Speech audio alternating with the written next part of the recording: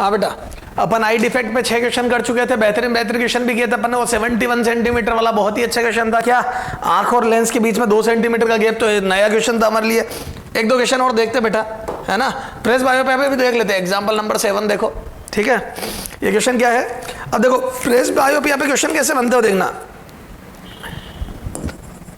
देखो लिखा है a man can see only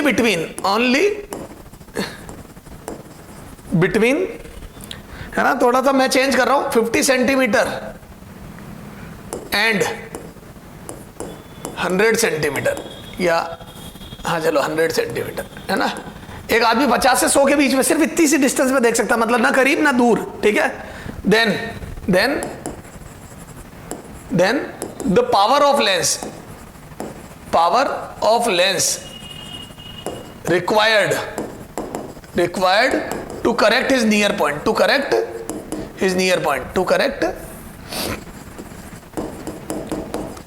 point, ठीक है।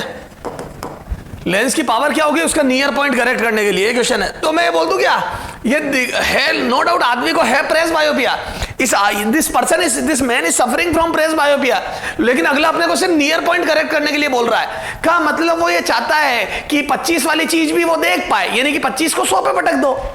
तो मैं बोल दूं, तो ये एक तरीके से मेरे लिए कौन सा क्वेश्चन हो गया, दिस इज हाइपरमेट्रोपिया हो गया एक तरीके से, मतलब मेरे से क्वेश्चन तो हाइपरमेट्रोपिक। तो मैं बोल दूं near to correct near point to चल छोड़ो, तो u बराबर -25, ज्यादा रामायण लिख रहा हूं, तो v बराबर -50, 25 की इमेज 50 पर बना दे, 50 सेंटीमीटर पर बना दे। मजा आ गया मेरे को, अरे बोलो चलो आ जाओ। तो 1/v - 1/u बराबर 1/f, तो 1/- -50 +++25 बराबर 1/f।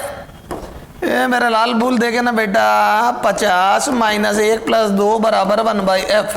दिस एम्प्लाइज f बराबर 50 सेंटीमीटर, f बराबर 1/2 मीटर और पावर बराबर 2 डायोप्टर। क्लियर है क्या? 2 डायोप्टर का चश्मा लगा तो सही बात है, पॉजिटिव पावर ही चाहिए। 25 को 50 में फेंकने के लिए देखो फोकस निकाल के पावर निकाल दी, खत्म। बच्चों वाली बात है बेटा, सब सिखा दिया तेरे को, होने चाहिए तेरे से क्वेश्चन, ठीक है। चलो आ जाओ, एक प्रेस बायोपिया का और देख लो, एग्जाम्पल 8। फिर एक बारी क्वेश्चन और करके समापन समारोह करते हैं आई डिफेक्ट का। एक क्वेश्चन ये तेरे देख बूस्टर में दिया हुआ है, a person can't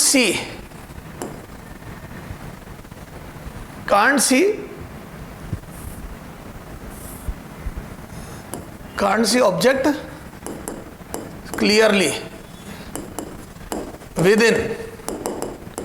within 100 centimeter and beyond 150 centimeter, ठीक है, 150 centimetre distance.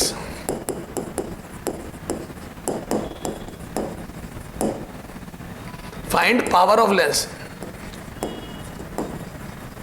Find power of lens needed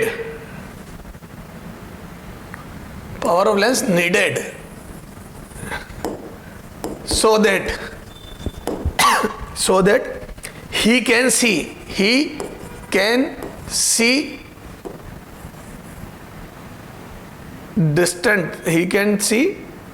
distant and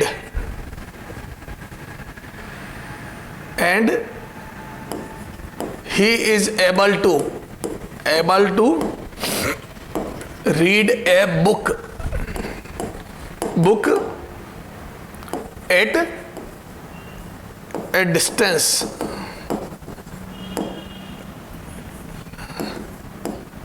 at a distance 25 centimetre. तो वो आदमी क्या है, 25 सेंटीमीटर पर रखी बुक को भी क्लियरली देख पाए। तो दो बातें, तो वो दो दूर और पास दोनों को करेक्ट करवा रहा है। तो डिस्टेंट ऑब्जेक्ट भी क्लियरली देख पाए और 25 पे रखी बुक भी क्लियरली पढ़ पाए, और वो 25 के करीब 100 के करीब नहीं देख पाता और 150 के बाद नहीं देख पाता है। तो फॉर फार पॉइंट करेक्शन मैं बोल दूं कि एफ बराबर माइनस वाई, यानी कि फार पॉइंट डायरेक्ट कर रहा हूं थोड़ा सा, माइनस 150 सेंटीमीटर। अरे बोलो इनफाइनाइट को 150 पे पटक दो, दिस एम्प्लाइज एफ बराबर माइनस 1.5 मीटर, यानी कि 3/2 मीटर, 3/2 मीटर। तो पावर बराबर माइनस 0.67 डायप्टर। क्लियर है क्या? 2/3 0.67 डायप्टर। ठीक है, for near point correction, for near point correction, near point correction, near point correction बोलो। तो मैं बोल दूं क्या कि वो 100 पे देख पाता है, तो u बराबर माइनस 25, बुक 25 वाली पढ़नी है, और v बराबर माइनस 100 होना चाहिए क्योंकि उसका नियर पॉइंट 100 है। तो 25 पे रखी चीज को 100 पे भेज दो, फिर तो वो पढ़ लेगा। तो यहां से 1/v माइनस 1/u बराबर 1/f, this implies 1 minus 100 plus 1/25 बराबर 1/f, दिस एम्प्लाइज f बराबर कितना आ जाएगा बोलो, कितना आ जाएगा f बराबर? f बराबर देखो 100 एलसीएम लिया, -1 + 4 100/3 1/3 मीटर। बेटा थोड़ा डायरेक्ट लिख रहा हूं, तो पावर बराबर 3 डायप्टर। एक बार चेक कर लेना कैलकुलेशन, बेटा गलती तो नहीं है मेरी, बोलो। ये तो ये 1/100 तो मैंने एलसीएम लिया 100, तो -1 + 4 तो 100/3 आ गया, तो 1/3 मीटर। क्लियर है? तो ये 3 डायप्टर। सर समझ में आ गई? क्लियर है बेटा? तो मेरे हिसाब से तेरे समझ, तो ये हो गया प्रेस भाई। तो उस आदमी के 2 चश्मे लगेंगे, सुनना ध्यान से। ए इधर देख, ये पास वाला, ये 3 डायप्टर का, और ये दूर वाला कितना आया था? -0.67 डायप्टर का। ऐसा चश्मा बनेगा उसका। क्लियर है क्या? ये ऐसा, ये बाइफोकल लेंस वाला, ये ऐसा चश्मा पहनेगा आदमी। बोलो, ऊपर -0.67 डायप्टर वाला और नीचे 3 डायप्टर वाला। तो सर ये सारी बातें समझ में आ गई। एक क्वेश्चन है, थोड़ा सा भारी क्वेश्चन है बेटा, ये यही वाली इमेज डिलीट कर रहा हूं मैं, है ना? ठीक है, बूस्टर का एक भारी क्वेश्चन है। देखो बूस्टर 7 करा रहा हूं मैं, लास्ट क्वेश्चन आज का है ना, इसका एग्जाम्पल नंबर 8 है ना। बूस्टर 7 का क्वेश्चन है ना, थोड़ा सा अजीब सा question. A man can see object, है ना, बिटवीन, है ना, 15 सेंटीमीटर एंड 30 सेंटीमीटर। थोड़ा सा अजीब क्वेश्चन है ना। 15, सर आप तो कह रहे हो 25,000 है बेटा, मैंने कहा ना अलग अलग एज के लिए अलग अलग होती है, बहुत छोटा बच्चा होगा, है ना। ही यूजेज, है ना, बड़ा अजीब, he uses the lens to see far object clearly, far object clearly, to see far object clearly, then due to this lens, then due to, बहुत अच्छा, due to this lens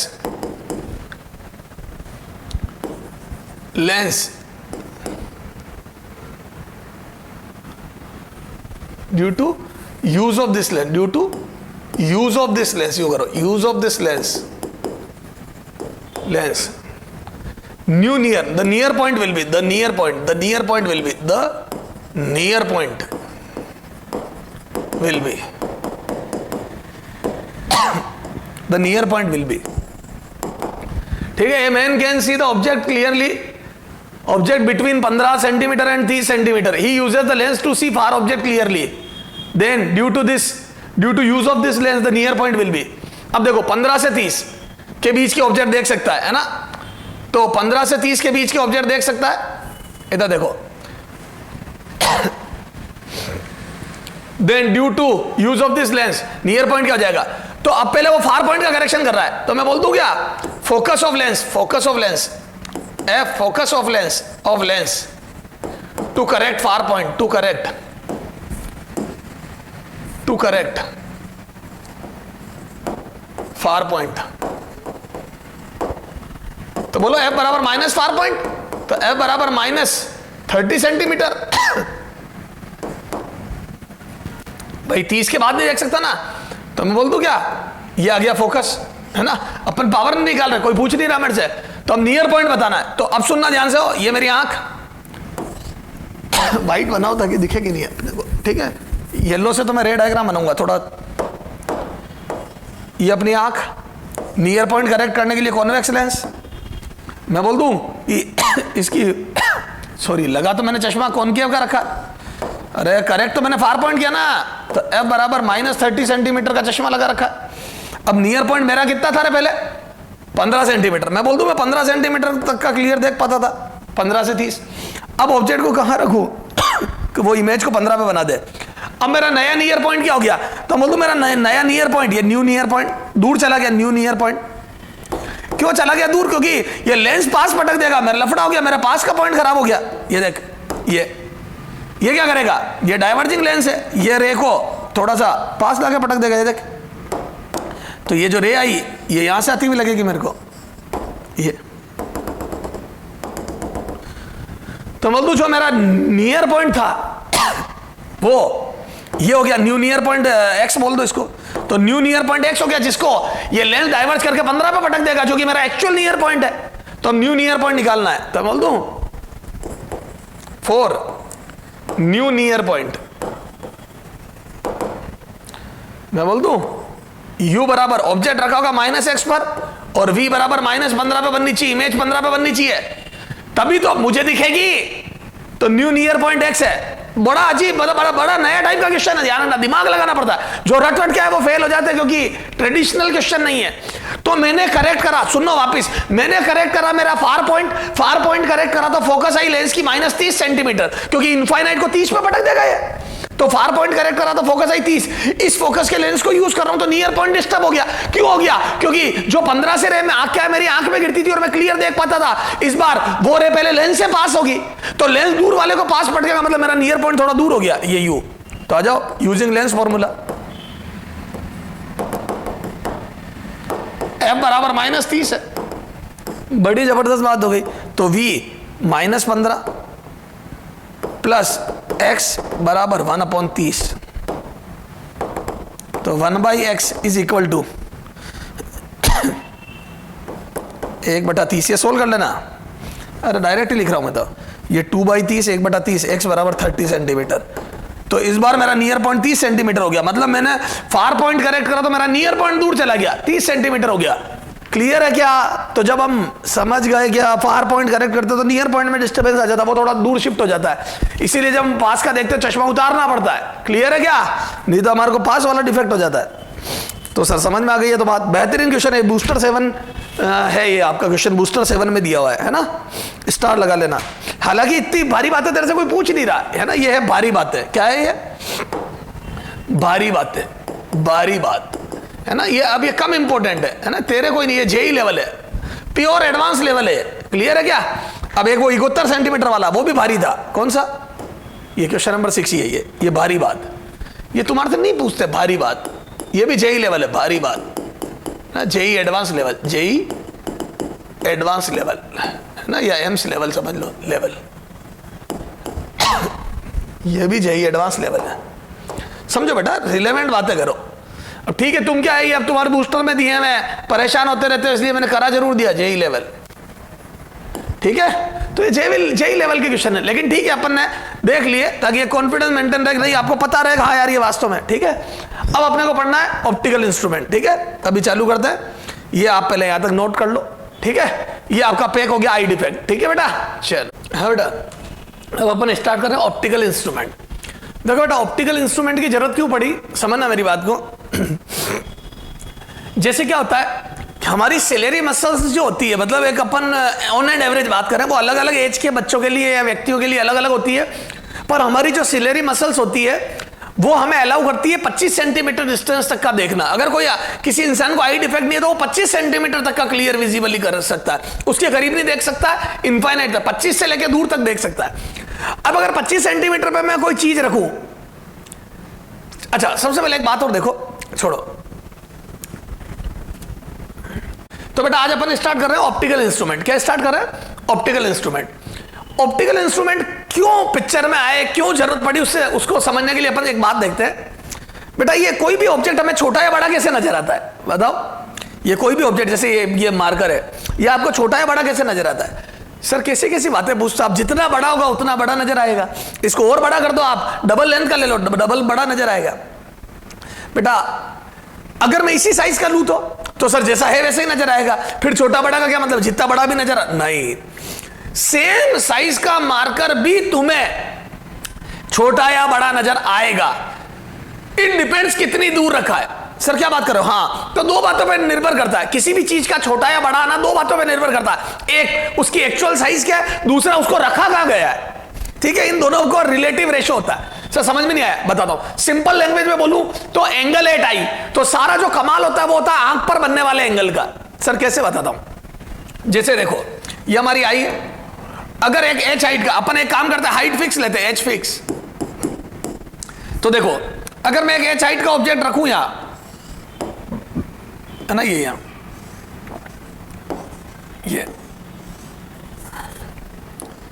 ये मैंने एच हाइट का object रखा यहां, ठीक है, ये, और वही एच हाइट का ऑब्जेक्ट रखा यहां, ये बिल्कुल हाइट चेंज नहीं करनी है, ये सेम हाइट है, दोनों की हाइट सेम है, तो तुम्हारे हिसाब से तो सेम बड़ा नजर आना चाहिए। नहीं, ये येलो वाला ऑब्जेक्ट थोड़ा छोटा नजर आएगा। सर क्या बात कर रहे हो, ये देख ले, ये ले, ये मार्कर तेरी आंख के आगे रखा, अभी तेरे को जैसा नजर आ रहा है, देख दूर ले जा रहा हूं, देख छोटा नजर आ रहा है क्या, तो जितना मार्कर तेरी आंख से दूर ले जाऊंगा उतना छोटा नजर आएगा। सर ऐसा क्यों, जितना देखो आप एक पेन लो हाथ में और उसको अपनी आंख से दूर करके देखो, अपने आप देखना आपको साइज छोटी नजर आएगी।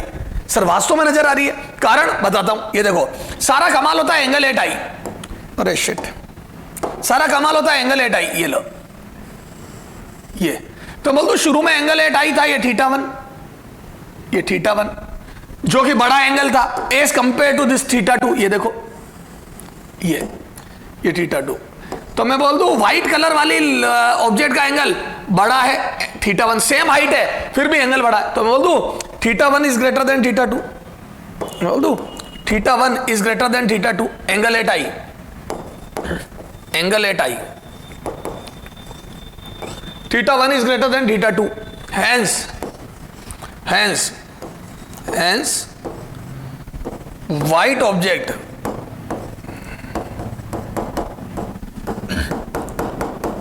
will appear larger than yellow object। ये बेटा टीपने में भी अक्कल लगाना पता पड़ा, तुमने भी व्हाइट येलो लिख दिए, तुम एक व्हाइट ब्लू और रेड से बना देना, तुम्हारे पास व्हाइट और येलो पेन है क्या। तो white object will appear larger than yellow object, समझ गए, तो व्हाइट ऑब्जेक्ट बड़ा दिखेगा, तो जितना करीब ऑब्जेक्ट होता है उतना बड़ा नजर आता है, तो एंगल एट आई, तो object size of object depend, है ना, size of object depends upon angle at eye, depends upon angle at eye. तो ऑब्जेक्ट का छोटा या बड़ा नजर आना, size of object depends upon angle at eye, ठीक है ना, ये लिखो मत, समझ गए, तो एंगल एट आई पे कमाल होता है। तो मैं बोल दूं पहला वाला एंगल बड़ा है, पास वाला एंगल बड़ा है, तो वो बड़ा नजर आएगा, जबकि दोनों की साइज सेम है ना, लार्जर देन येलो ऑब्जेक्ट, है ना, जबकि साइज सेम है। तो अब देखो, तो मेरी आंख बड़े से बड़ा कितना देख सकती है, तो है ना, आंख बड़े से बड़ा कितना दे, maximum angle at eye, maximum angle at eye, angle at eye, maximum angle at eye by an object of height H, by an object of height H theta naught. तो देखो कितना होगा, तो मैं दूं बड़े से बड़ा एंगल, हमारी आंख पर बड़े से बड़ा जो एंगल बनेगा,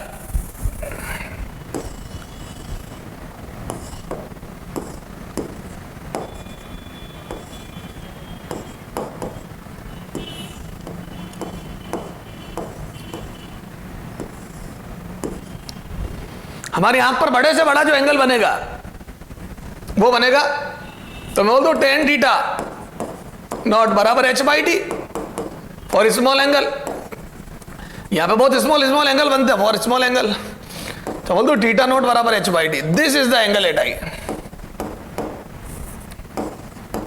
theta naught equal to H by T.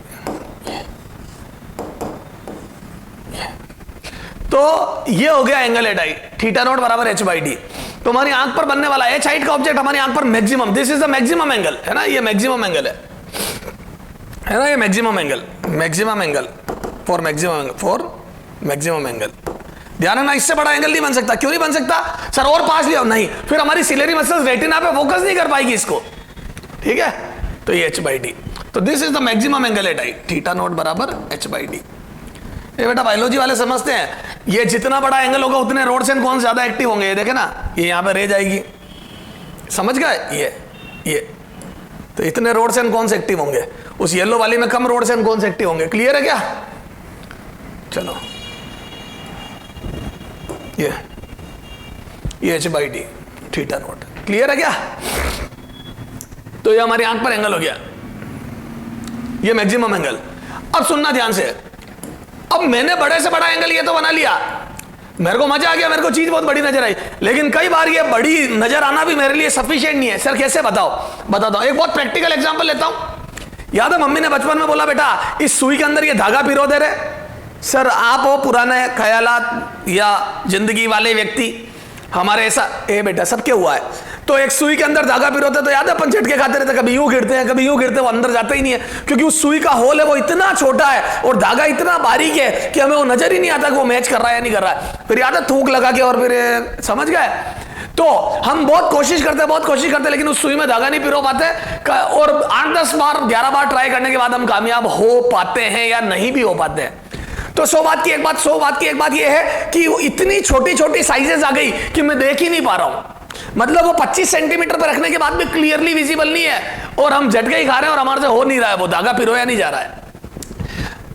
तो कई बार हमें इतनी छोटी छोटी साइजेस के साथ काम करना होता है कि वो 25 सेंटीमीटर से भी हमें क्लियरली विजिबल नहीं हो पाती है, डी पर भी क्लियरली विजिबल नहीं हो पाती है, मैक्सिमम एंगल एट आई पे भी हम उसको देख नहीं पाते हैं। इसका और बढ़िया एग्जाम्पल बताता हूं। हमारी रिस्ट वॉच, कई बार हमारी रिस्ट वॉचेस खराब हो जाती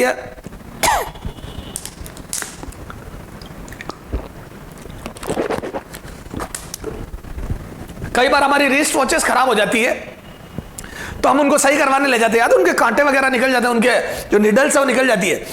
तो वो आप देखना, वो बाजार जो मार्केट होता है जहां रिस्ट वॉचेस सही करते हैं, वो आंख पर एक ऐसा इंस्ट्रूमेंट लगा के बैठे वो सही कर रहे हो। वो आंख के ऊपर कॉन्वेक्स लेंस यानी कि सिंपल माइक्रोस्कोप लगाते हैं ताकि ये चीजें मैग्नीफाइड नजर आए। याद है अपने दादाजी वगैरह एक ऐसा मैग्नीफाइंग ग्लास होता है उनके पास, अखबार वगैरह पढ़ने के लिए, देखने के लिए। ये तो याद है इसमें चीजें कितनी बड़ी, तो मैग्नीफाइंग ग्लास यूज करते हैं। बोलो क्या यूज करते हैं? मैग्नीफाइंग ग्लास, ताकि ये छोटी चीजें बड़ी हो जाए और वो कांटों को या निडल को फिट करने का होल बहुत बड़ा नजर आ जाए और वो फिट कर दे। आप भी वो मैग्नीफाइंग ग्लास लेके और फिर उस धागे को पिरो, आप बड़ा आराम से पिरो दोगे, क्योंकि वो सुई का जो होल है वो भी इतना बड़ा हो जाएगा। ये देखो, जो एक्चुअल में सुई ये थी, और वो धागा यूं था, वो आफ्टर मैग्नीफाइंग ग्लास है ना, उससे देखने पर ऐसा नजर आएगा, वो ऐसा। तो आप आराम से पिरो पाएंगे, ठीक है। तो सर समझ में आ गई। तो क्या मैं बोल दूं कि जब हमें 25 सेंटीमीटर पर या डी पर रखने पर भी ऑब्जेक्ट सफिशिएंट बड़ा नजर ना आए और हमारा काम पूरा नहीं हो रहा हो, तो हम क्या करते हैं? हम ऑप्टिकल इंस्ट्रूमेंट यूज करते हैं। क्या यूज करते हैं? ऑप्टिकल इंस्ट्रूमेंट, ठीक है। तो अब एक ऑप्टिकल इंस्ट्रूमेंट क्या करते हैं? तो ऑप्टिकल इंस्ट्रूमेंट, सुनना, ऑप्टिकल इंस्ट्रूमेंट यूज करते हैं। तो ऑप्टिकल इंस्ट्रूमेंट क्या करते हैं? बड़ा एंगल एट आई बना देते हैं। ये जो मैक्सिमम एंगल एट आई था मेरा विदाउट ऑप्टिकल इंस्ट्रूमेंट, उससे भी बड़ा एंगल बना देंगे। तो मैं बोल दूं, तो एक डेफिनेशन, एक डिफाइंड होता है मैग्नीफाइंग पावर। मैग्नीफाइंग पावर, ठीक है, उसको लिखते हैं m.p से, है ना। तो ऑप्टिकल इंस्ट्रूमेंट की मैग्नीफाइंग पावर है ना, magnifying power, it is ratio of angle at eye with instrument, with optical instrument and without optical instrument।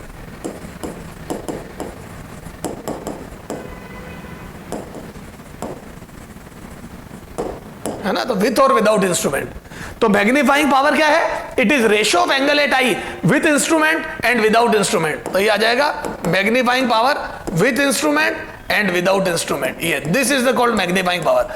अब विद इंस्ट्रूमेंट, ये अब इसमें भी दो टाइप की है ना, होती तो खूब सारी है। देयर आर,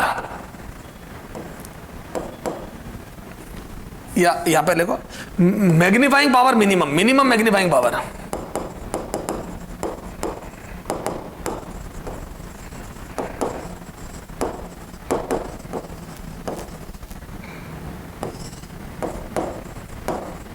एमपी मिनिमम, ठीक है।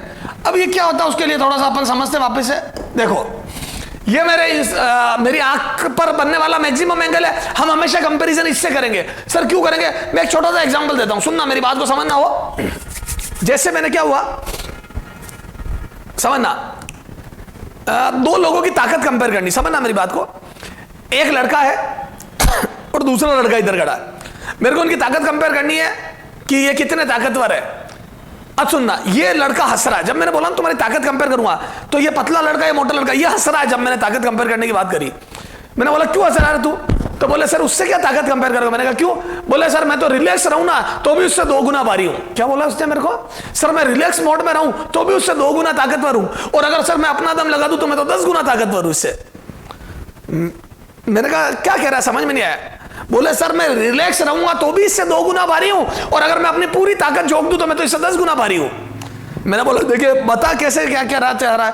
तो मैं 2 आयरन के वो होते ना, आयरन रोड लाया, इतनी लंबी लंबी 2 आयरन रोड लाया, ठीक है, लाया। मैंने पहली रोड इस लड़के को दे दी, मतलब ये समझ लो ये हमारी मेरी आंख है, ये हमारी नॉर्मल ह्यूमन आई विदाउट इंस्ट्रूमेंट। ये तो ये लड़का विदाउट इंस्ट्रूमेंट ह्यूमन आई को रिप्रेजेंट करता है, और ये ऑप्टिकल इंस्ट्रूमेंट है ये लड़का। तो मैंने इसको बोला, इस लड़के ने भी, तो हमने इसको एक आयरन रोड दे दी और एक इसको दे दी।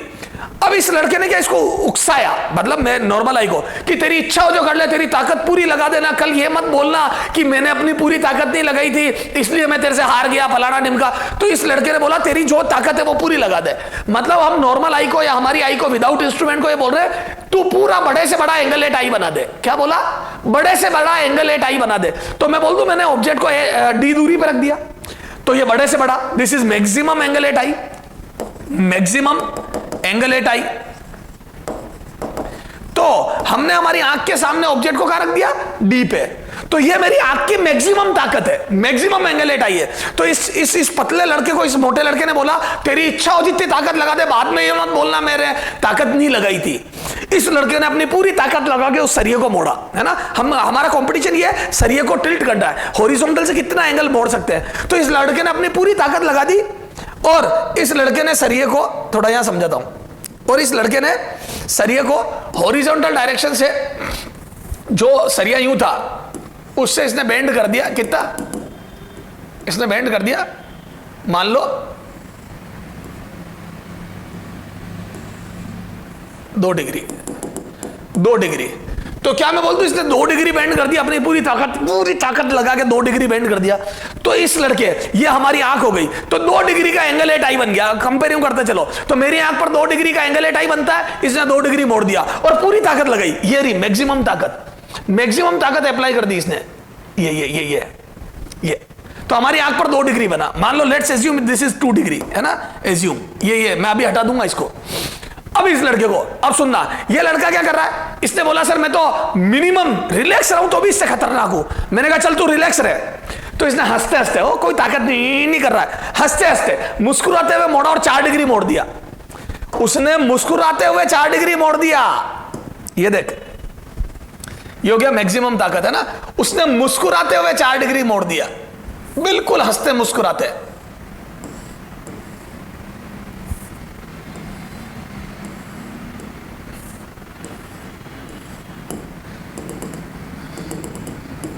ये हंसते मुस्कुराते 4 डिग्री मोड़ दिया, बिल्कुल हंस रहा है, मुस्कुरा रहा और 4 डिग्री मोड़ दिया। तो मैं बोल दूं जो मेरा मैक्सिमम एंगल था इस लड़के का, उससे भी इसका एंगल ज्यादा आया 4 डिग्री, मतलब डबल ताकत तो आई गई। फिर मैंने कहा चल तेरा पूरा दम लगा ले। जब उसने अपना पूरा दम लगाया तो उसने इसको 10 डिग्री मोड़ दिया। तो क्या मैं बोल दूं इस लड़के की मिनिमम ताकत बी डबल है, डबल देन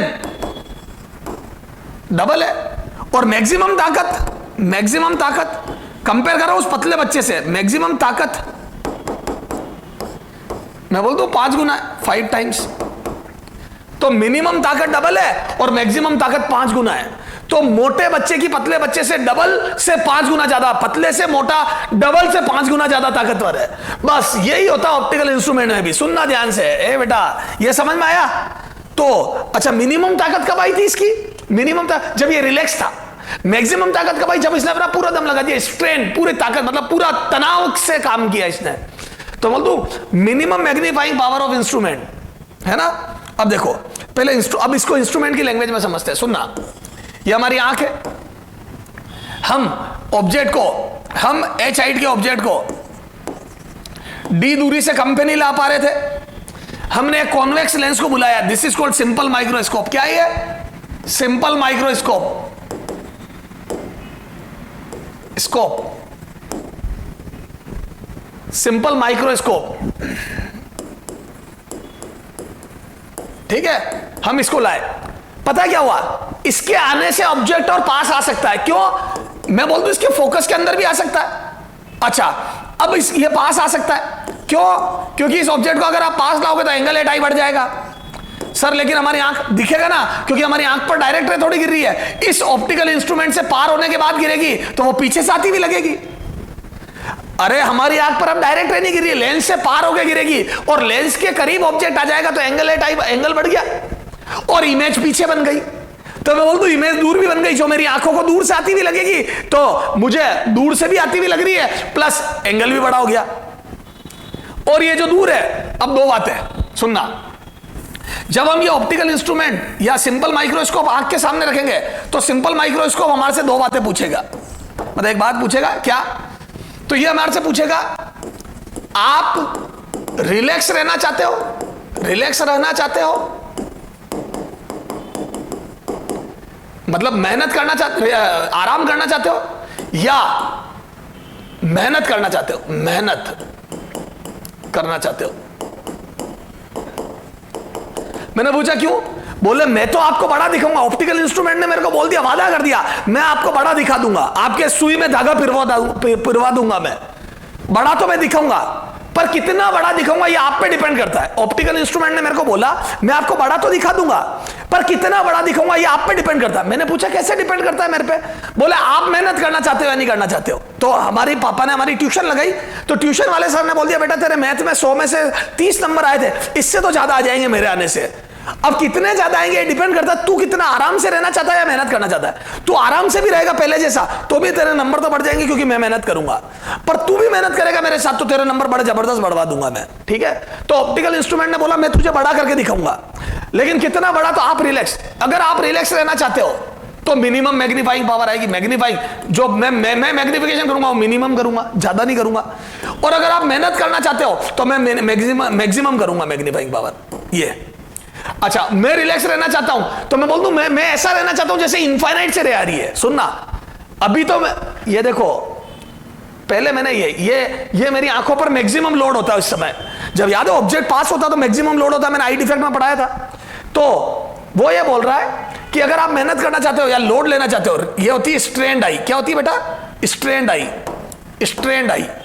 तो जब हम लोड लेते हैं उसको बोलते हैं स्ट्रेन्ड आई, और जब हम रिलैक्स रहना चाहते हैं उसको बोलते हैं रिलैक्स्ड आई, रिलैक्स्ड आई, ठीक है? और रिलैक्स्ड आई में ये इनफाइनाइट से आती हुई लगेगी, इनफाइनाइट से रे आती हुई लगेगी, रे आएगी आती हुई लगेगी, और इसमें डी से आती हुई लगेगी। तो उसने मेरे को पूछा कि आप रिलैक्स रहना चाहते हो या स्ट्रेन? मैंने बोला मैं रिलैक्स रहना चाहता हूं, मैं मेहनत नहीं करना चाहता हूं। तो उसने बोला फिर ऑब्जेक्ट को मेरी फोकस पे रख दो। कहां रख दो? मेरी फोकस पे। मैंने पूछा इससे क्या होगा? बोले अच्छा, और इसकी फोकस होगी 25 से कम, जैसे 20 सेंटीमीटर फोकस है। तो मैं बोल दूं जब इसकी फोकस 20 सेंटीमीटर है तो मैं बोल दूं और इमेज की साइज तो बड़ी दिखेगी मुझे। क्यों? क्योंकि एच वाली चीज जो पहले 25 दूर थी, एच वाली चीज जो मेरी आंखों के आगे 25 दूर थी, उससे करीब मैं नहीं ला सकता था, उसको 20 पे लिया है तो एंगल बढ़ गया। तो देखो एंगल भी बढ़ गया, जो पहले h/25 हुआ करता था वो h/20 हो गया। मैं बोल दूं ये बड़ा एंगल आ गया। Very good. और मेरी आंखों को ये रे कहां से आती हुई लगेगी पता है? इनफाइनाइट से। ये देखो, ये इनफाइनाइट से, ये infinite.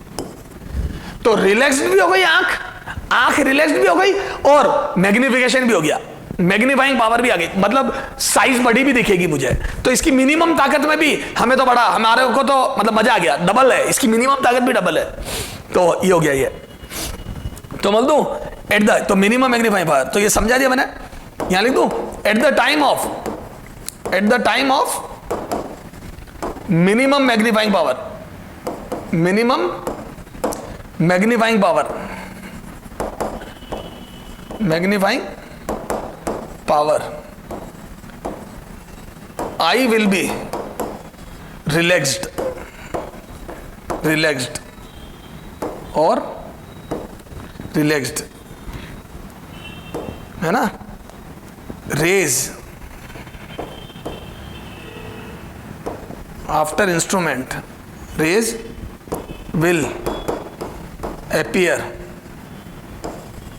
to come from infinite, also called normal adjustment,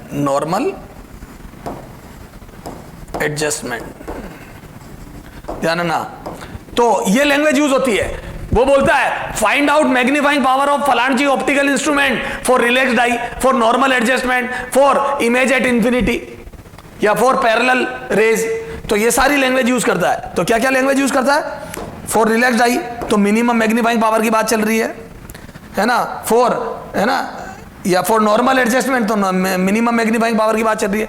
तो रिलैक्स्ड आई या नॉर्मल एडजस्टमेंट यूज करे तो समझ लेना मिनिमम मैग्नीफाइंग पावर की बात चल रही है। क्लियर है? ठीक है, तो ये डिलीट कर दूं।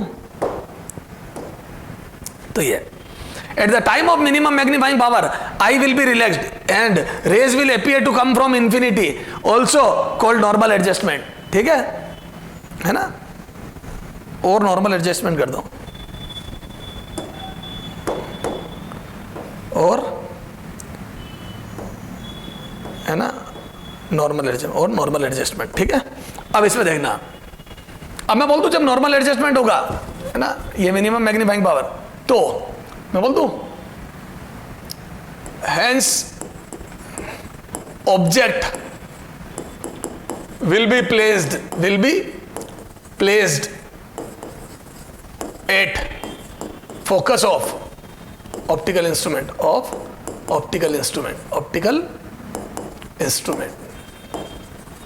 क्लियर है ना, प्लेस एट फोकस ही कर दो, एट फोकस, है ना। अब किसके फोकस पे? ऑप्टिकल इंस्ट्रूमेंट के। अगर सिंपल माइक्रोस्कोप है तो उसके फोकस पे रख दो, और कंपाउंड है तो एक होता है ऑब्जेक्टिव और एक होता है आईपीस, आईपीस के फोकस पर होगा, वो अभी अपन आगे बात करेंगे। ठीक है, अब आ जाओ maximum magnifying power, maximum magnifying power,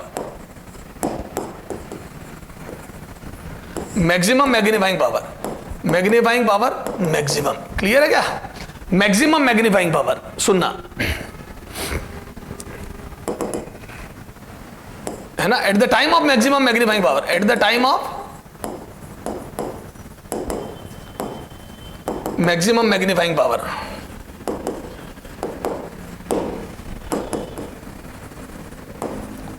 I will be in maximum strain,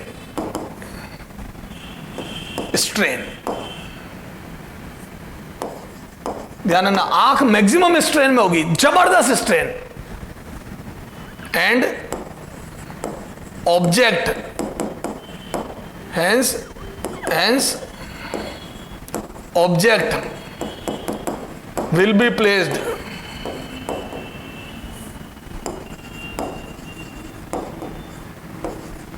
at such distance that its image will be formed at d distance, for I, आंख के लिए डी दूरी पर इमेज बनेगी, ध्यान रखना, क्योंकि डी पर जब ऑब्जेक्ट होता तभी तो हमारी आंख सबसे ज्यादा दबाव महसूस करती, मैंने बताया था, और इनफाइनाइट पे होता तब रिलैक्स होती है। तो रिलैक्स्ड आई मतलब इमेज इनफाइनाइट पे होगी, है ना। और स्ट्रेन डाई मतलब इमेज डी पर होगी, ध्यान रखना, इमेज डी डिस्टेंस पर होगी, हमारी आंख के लिए डी से आती हुई लगेगी और यहाँ इनफाइनाइट पे होगी, वेरी वेरी इंपॉर्टेंट, ठीक है। तो ये मैक्सिमम और मिनिमम मैग्नीफाइंग पावर हो गई। अब इन सारी बातों को समझते हैं इंस्ट्रूमेंट लेके, तो अब अपन बात करते हैं माइक्रोस्कोप। तो दो टाइप के ऑप्टिकल इंस्ट्रूमेंट पढ़ेंगे, है ना। देयर आर मेनली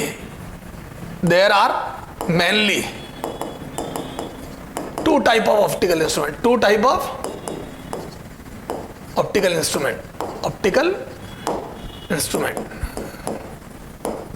है ना। दो टाइप के ऑप्टिकल इंस्ट्रूमेंट पढ़ेंगे, कौन से? पहला माइक्रोस्कोप, है ना, सेकंड टेलीस्कोप, ठीक है। अब इसमें और डिफरेंट टाइप आती रहेगी, रिफ्रैक्टिंग में फिर टाइप आएगी, रिफ्लेक्टिंग में फिर टाइप आएगी, इधर माइक्रोस्कोप, ठीक है।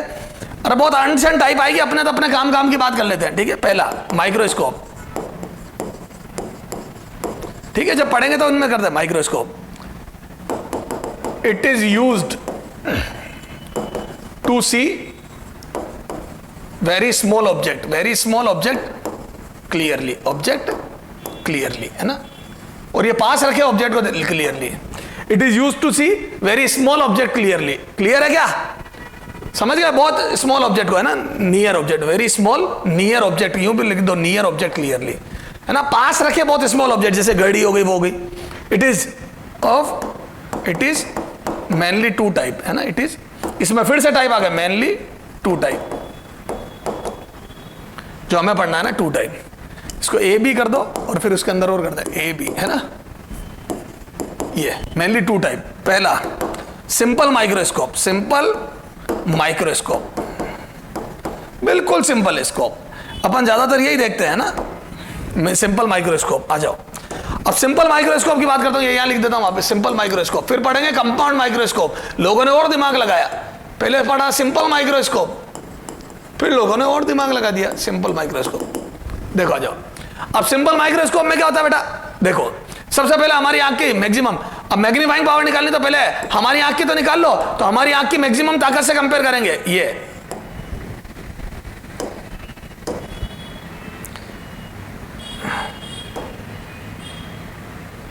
ये ना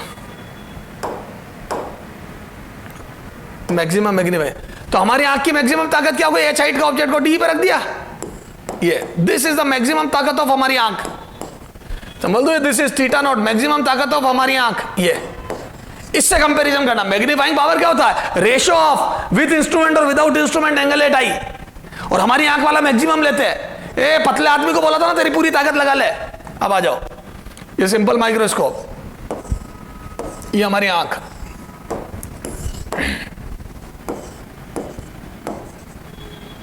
ये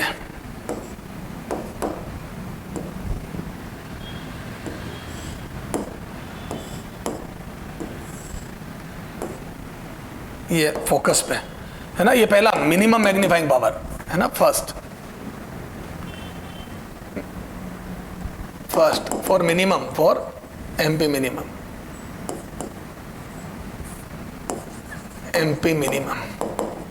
है ना। रिलैक्स डाई, तो रिलैक्स डाई के लिए निकाल रहा हूं पहले मैं, ठीक है। ये तो बोल तू फोकस पे रख दिया, ये तक मैंने कहा था ना, आंख है फोकस पे, सॉरी क्या कर दिया मैंने, ये पैरेलल रह आएगी ना, ये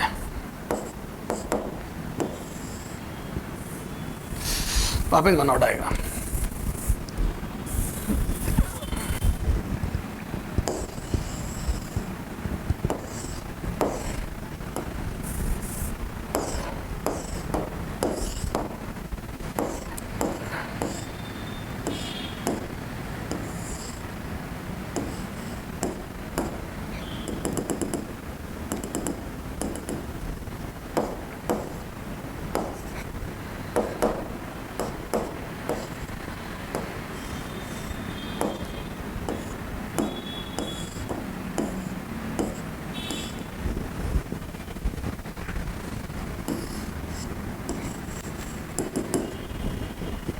ये ठीक है, ये इनफाइनाइट से ये रिलैक्स डाई हो गई, मेरी आंख को बिल्कुल, अब आप कोरिलेट कर थ्योरी को, ये रिलैक्स डाई हो गई, ये एच एफ दूरी पर ये रखा है ऑब्जेक्ट, बोलो आ जाओ। तो ये थीटा, तो बोलो instrument, angle at eye with instrument, angle at eye with instrument,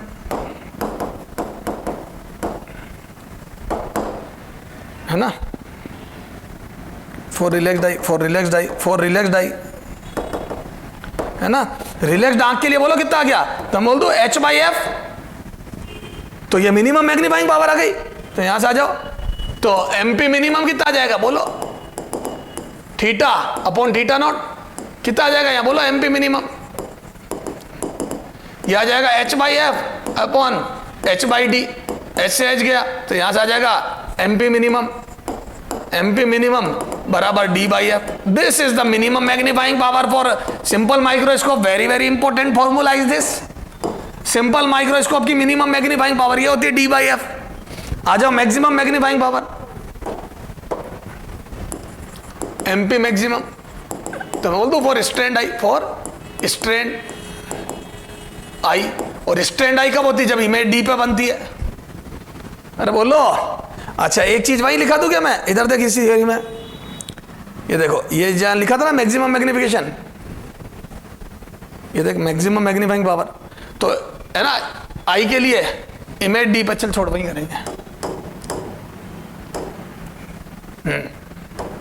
ये फॉर स्ट्रेंड आई, तो आ जाओ, अब आ जाओ स्ट्रेंड आई के लिए क्या हो जाएगा बेटा, तो हम बोलते आंख के आगे लेंस है ना ये, और इसका काम क्या है, ऑब्जेक्ट को और करीब ले आओ। जब आंख को आपने बोल दिया सर हम मेहनत करेंगे, आप परसेंटेज बनवाओ हमारे, तो ऑब्जेक्ट को जो एफ पे था पहले उससे और करीब ले आया, और इतना करीब ले आया, और ये distance you not, this is numerical value you naught, है ना, ध्यान रखना, और ये एफ नॉट न्यूमेरिकल वैल्यू, इतना करीब ले आया कि मेरी आंख को रे कहां से आती हुई लगेगी बेटा, डी से। कहां से आती हुई लगेगी, डी से। ये देख, ये देखो बेटा, ये डी से,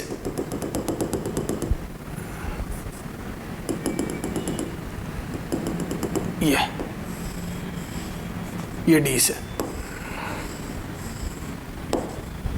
ये डी से।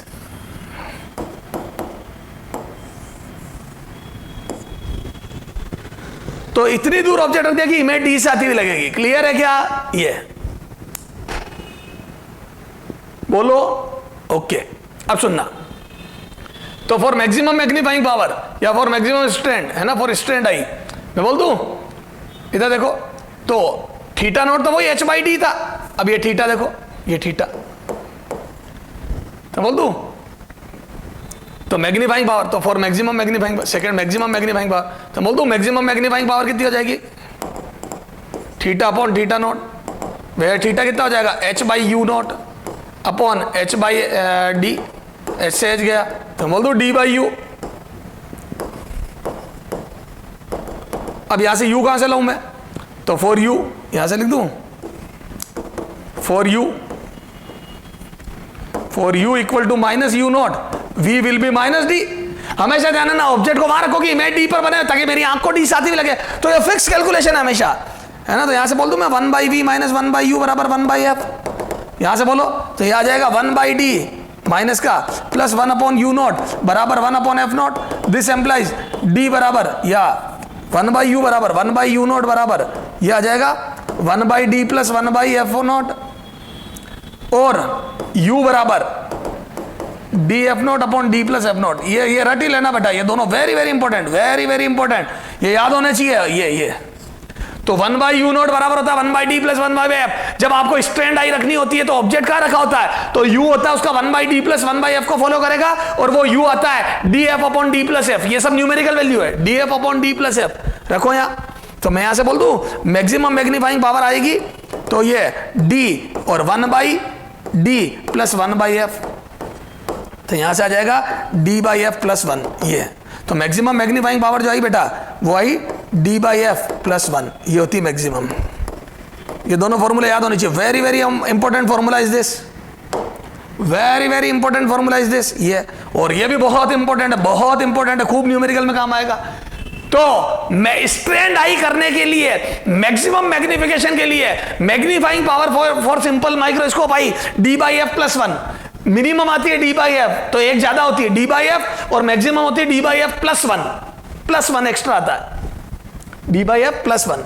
और ऑब्जेक्ट का रखा होता है, ये भी पूछते हैं, तो ऑब्जेक्ट का रखा होता है तो ऑब्जेक्ट की डिस्टेंस यू नॉट बराबर आती है D F upon D plus F, D F upon D plus F, D F upon D plus F, D F upon D plus F. ये वेरी वेरी इंपॉर्टेंट। तो sir ये simple microscope तो समझ में आ गया। चलो सर इस पे एंड टू एंड क्वेश्चन करा दो, नहीं तो थ्योरी लंबी हो जाएगी। सही कह रहे हो बेटा। एग्जाम्पल 1 है ना, एग्जाम्पल 1 तो बोल दो इफ वो 9-10 उसी के आगे चल जाओ, माँ कितने कर दिया था अपन ने, 9-10 10वां। If focus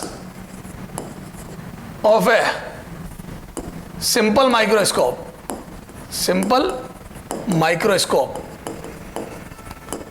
is 20 centimeter, yeah sorry, is 5 centimeter, then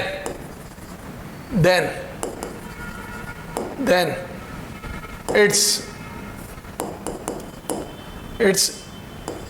magnifying power for strained eye and distance of object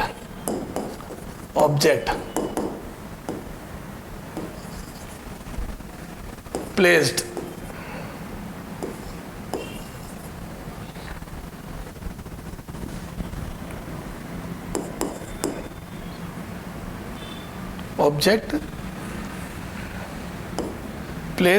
in front of lens, ठीक है।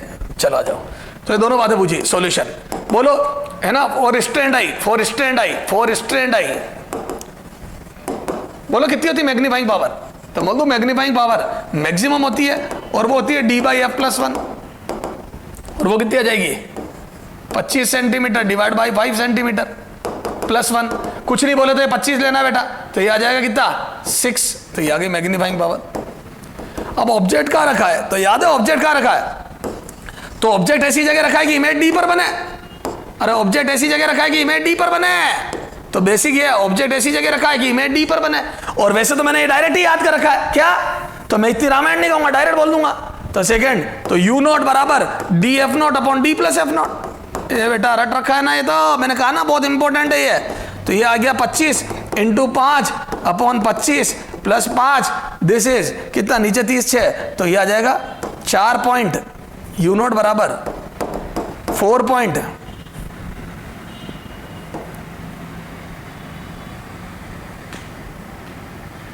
यस लगभग इतना सेंटीमीटर, देख लेना बेटा, ठीक है। तो D F upon D plus F, very very important formula is this, D F upon D plus F, D F upon D plus F. तो मेरे हिसाब से क्वेश्चन बहुत है तेरे को ये सारी बातें समझाने के लिए। बोल मेरे लाल। एक और देख ले, चला जा। एग्जाम्पल 11, ठीक है। Magnifying power of a simple microscope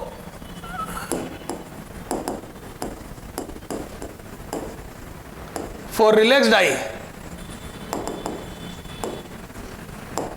is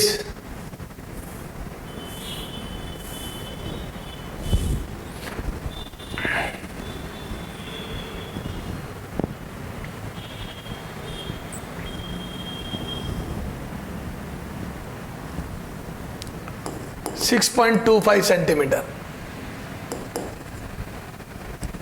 sorry 6.25, then f of magnifying lens, f of magnifying lens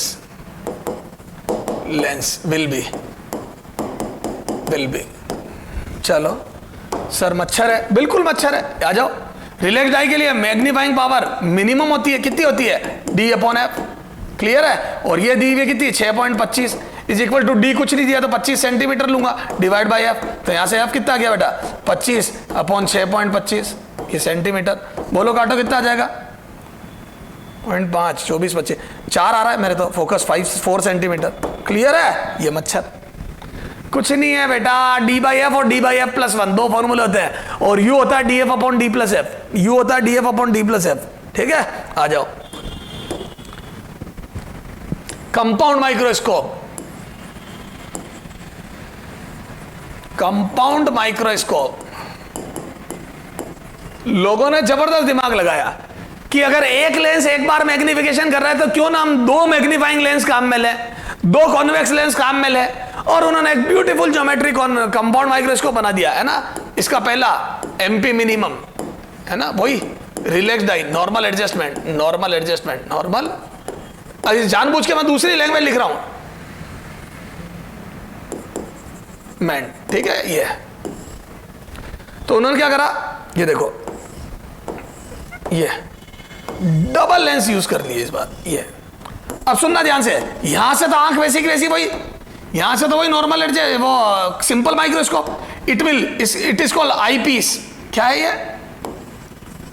I piece, ठीक है, आई पीस, ठीक है, एफ ई, ये है ऑब्जेक्टिव, एफ ओ, ये एफ ओ ऑब्जेक्टिव। तो ऑब्जेक्टिव और आईपीस दो लेंस होते हैं। यहां रखा होता है ऑब्जेक्ट। अच्छा बताओ, ये ऑब्जेक्ट कहां रखा होगा? तो सबसे पहले क्वेश्चन में चेक करो, ये एफ और 2f के बीच में रखा होगा, नहीं तो क्वेश्चन ही गलत है। क्यों? जब अगर ये एफ 2f के बीच में नहीं होगा तो अरे यार मैंने दो लेंस क्यों यूज करे, ताकि दो बार मैग्निफिकेशन हो, ठीक है। तो बोल दो ये एफ 2f के बीच में रखा होगा, ये एफ हो और ये 2f हो, ये ऑब्जेक्टिव की फोकस है।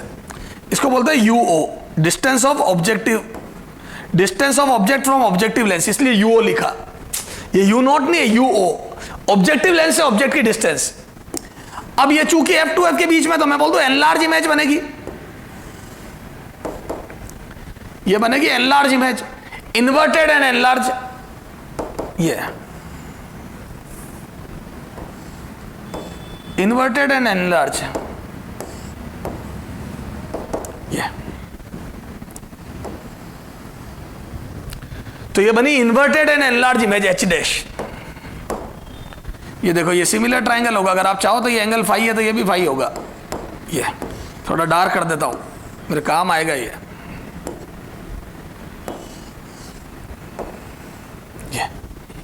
Inverted and enlarge image. अच्छा साहब, अब ये देखो, ये बन गई। अब ये सिंपल माइक्रोस्कोप वाला ही सही है क्या? अगर ये फोकस में हुई एफ ई पर, तो मैं बोल दूं कि इनफाइनाइट से आती हुई लगेगी, बिल्कुल लगेगी। ये देखो,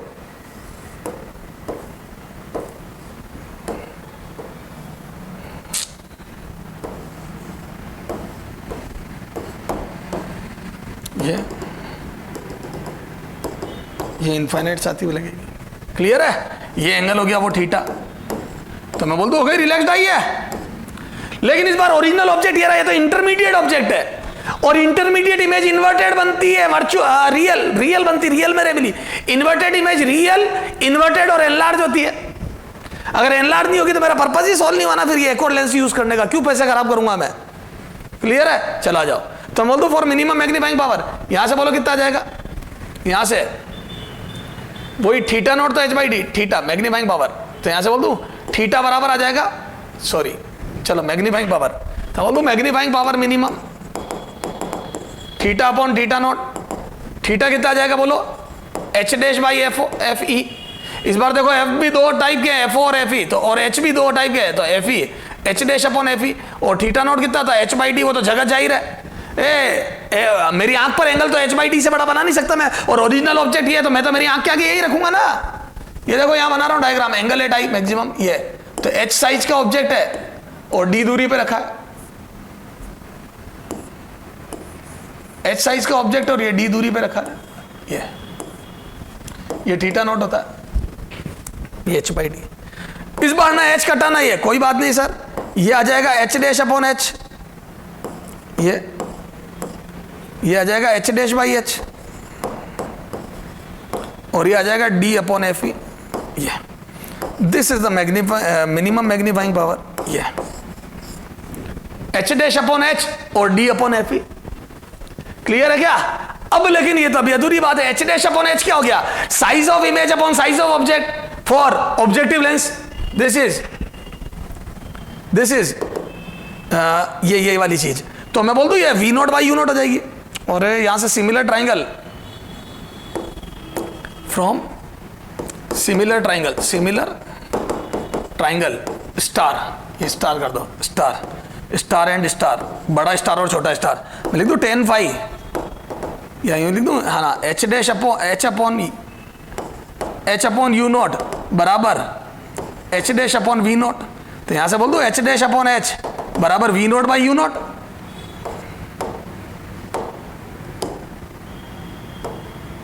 तो यहां से लिख दूं मैं, ये आ जाएगा V naught by U naught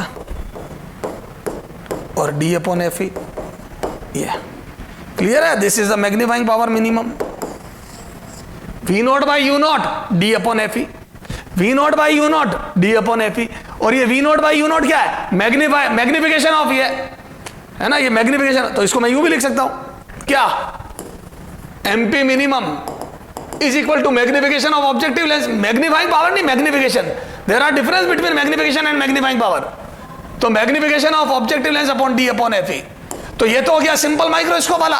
तो मैं बोल दूं ये हिस्सा तो हो गया सिंपल माइक्रोस्कोप वाला। अरे बोलना बेटा, ये तो सिंपल माइक्रोस्कोप की तरह बिहेव करेगा, और एमओ हो जाएगा magnification of objective lens. Sir समझ में आ गई? ऐसे ही ये तो हो गया मिनिमम के लिए। अच्छा, ट्यूब लेंथ कितनी हो जाएगी बेटा?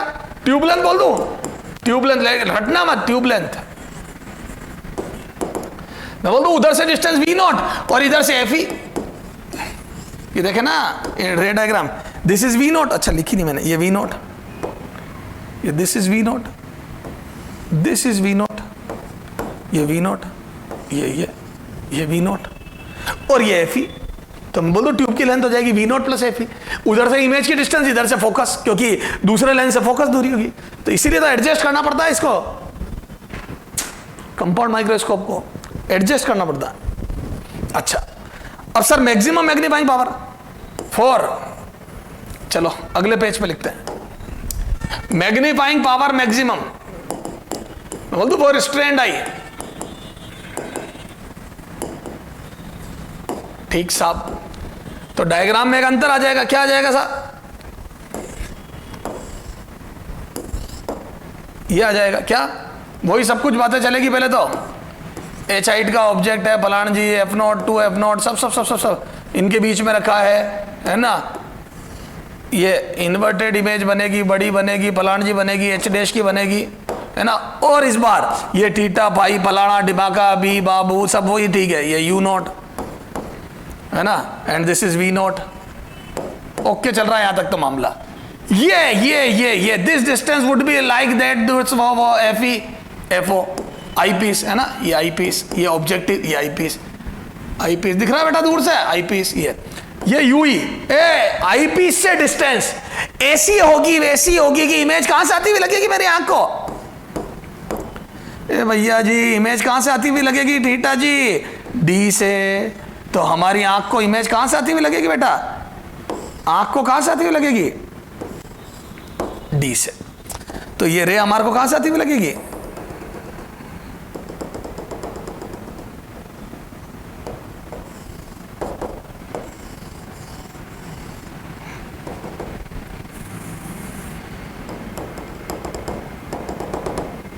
डी से। कहां से आती हुई लगेगी? डी से, डी से है ना, ये डी से, ये डी से, ये लिख दो डी से। तो यू ऐसा हो कि इमेज डी से आती हुई लगे। ये चला जाओ, तो यहां से मैं बोल दूं magnifying power, magnifying power maximum, तो थीटा अपॉन थीटा नॉट रखो थीटा, तो मैक्सिमम मैग्नीफाइंग पावर थीटा कितना हो जाएगा बेटा?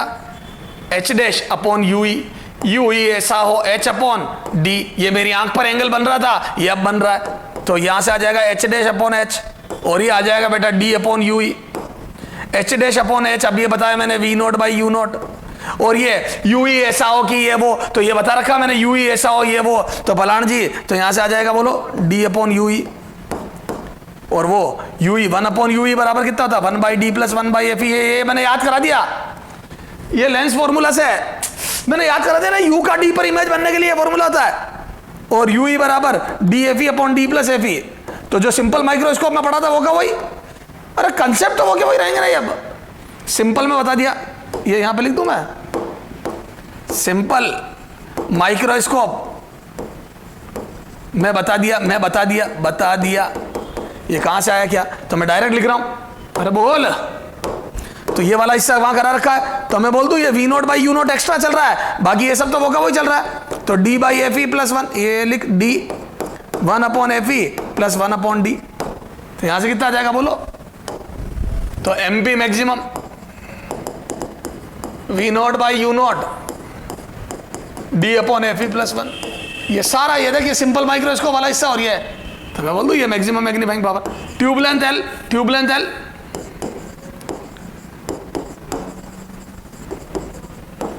L इजिकल टू बोलो V0 प्लस UE और L equal to V0 plus DFE upon D plus FE।